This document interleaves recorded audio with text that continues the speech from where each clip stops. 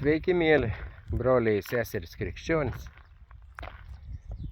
ir nekrikščionys, kurie klausysitės, visi būkite sveiki. Noriu šį kartą pakalbėti apie tokį tikėjimą ir krikščionišką tikėjimą ir tradicijas, papročius. Ir noriu pradėti nuo to, man buvo atėjusios tokios mintis ir noriu jomis pasidalinti.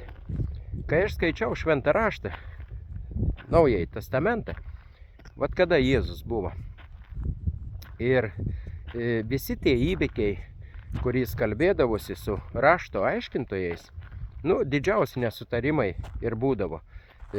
Rašto aiškintojai norėdavo Jėzų prigauti, kažkaip jį ten pagauti ir visai atvedė nusidėjėlę, kada akmenimis užsvaidyt, kai Jėzus sakė, kas be nuodėmės meskite pirmas akmenį ir taip toliau ten.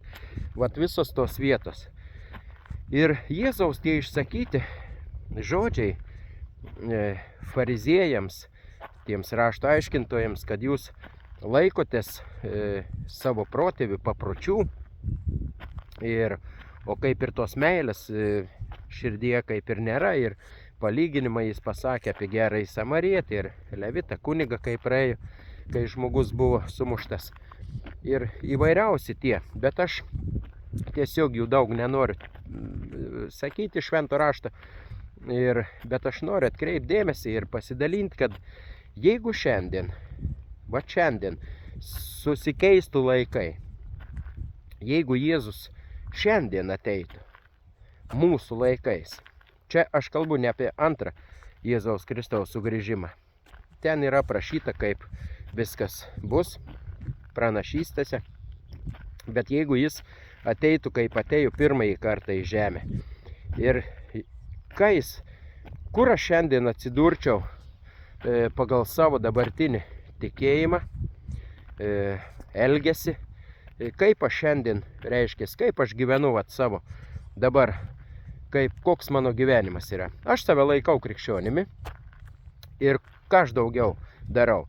Laikausi tų papročių protėvių, ar, sakykime, šventą rašto aiškintojai gerai skaitė ir gerai žinojo.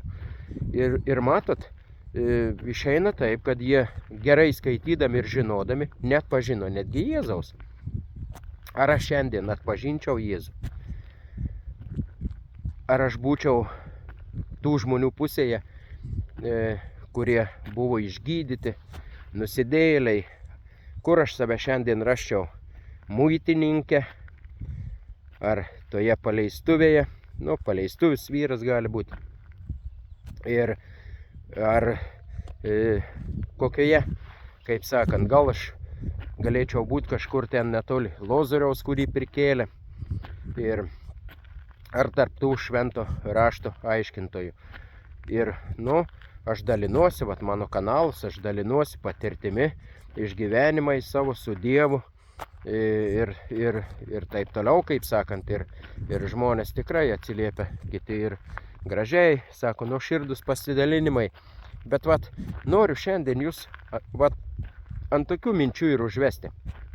Brangieji, kas žiūrėsit mano kanalą, pamastykite po mano pasidalinimo, po šito įrašo, kaip sakant, kaip peržiūrėsit, kur šiandien Dievas Jėzus Kristus, jeigu ateitų, kur jūs būtumėte, kokioje pozicijoje? Prie fariziejų, prie rašto aiškintojų laikote save gerai žinančių šventą raštą, gerai besilaikančių švento rašto tiesų, ir ar ten prie tų, kuris mušėsi į krūtinę, muitininkas, ir prašė atleidimą. Tai žinote, iš tikrųjų, tai sukelia tokius, man sukėlė tokius jausmus. Šiandien, aišku, kai kurie jau žinote, ir turiu ten savo pasidalinime, kad iš katalikybės į adventizmą mano tikėjimas keitėsi, skaitant šventą raštą.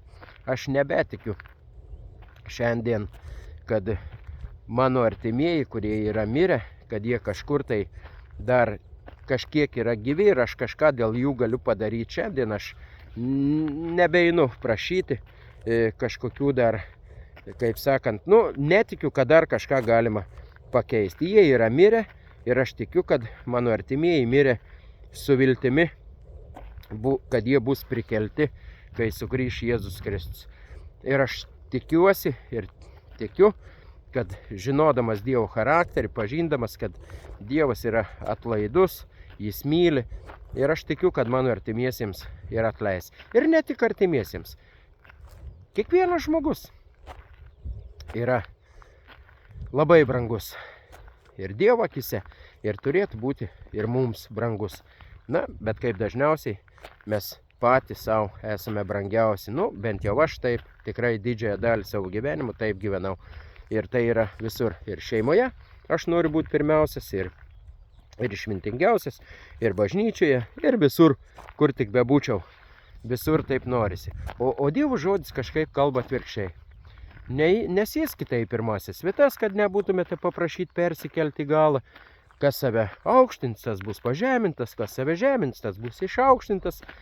Ir taip toliau, ir taip toliau. Dievo žodis, tiesiog nuostabus. Aš negaliu atsistebėti Dievo žodžiu. Ir žinote, ir kai dar nori pagal jį gyventi, tai tikrai yra labai sunku.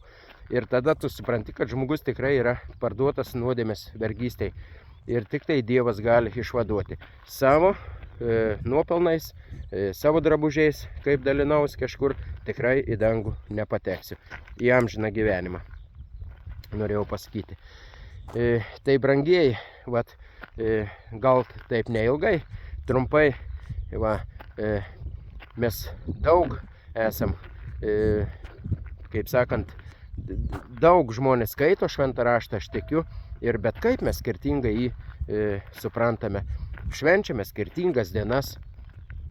Vieni švenčia sekmadienį, kiti švenčia šeštadienį, šabo dieną. Ir tie, kurie švenčia sekmadienis, galvoja, kad taip yra teisinga. Ir, nors dabar aš jau nebešvenčiu sekmadienio, aš švenčiu šabo dieną. Dabar saulelė nusileis, kai tik ir aš darau ir prasidės šabas. Kažkas iš manęs gal ir juoksis, bet, nenoriu sakyti to. Juoksis tas, kas juokis paskutinis, kažkaip ten yra pasakymas, bet aš, kodėl? Aš, kai pradėjau gilinti šventą raštą, kai supratau, kad Dievas išskyrė tikrai tą vieną dieną iš visų savaitės dienų, iš 7, nes 6 dienas Dievas dirbo, o 7 palaimino. Kada įsiaiškinau, kuri ta 7 diena, nes visada galvodavau, kad sekmadienis ir yra 7 diena. Bet kai įsiaiškinau, kad pagal šventą raštą, kad tai yra ne sekmadienis, o sekmadienis yra 1 savaitės diena, tada pradėjau švęsti šabo dieną, kada šitą tiesą supratau. Ir linkiu ir visiems atrasti tiesą, ir kad tiesa padarytų jūs laisvus. Tad, brangieji, šitie gal šį kartą apie krikščionybę ir apie skirtumus, apie papročius ir tradicijas ir apie nuoširdų tikėjimą ir meilę. Tad iki, brangieji, parašykite komentaruose, kokią dieną jūs švenčiate ir kaip jums sekasi atrasti, gauti Dievo ramybę, tą, kurią jis pažadėjo, kurią duos, ne tą, kurią pasaulis duoda. Iki pasimatymų, brangieji.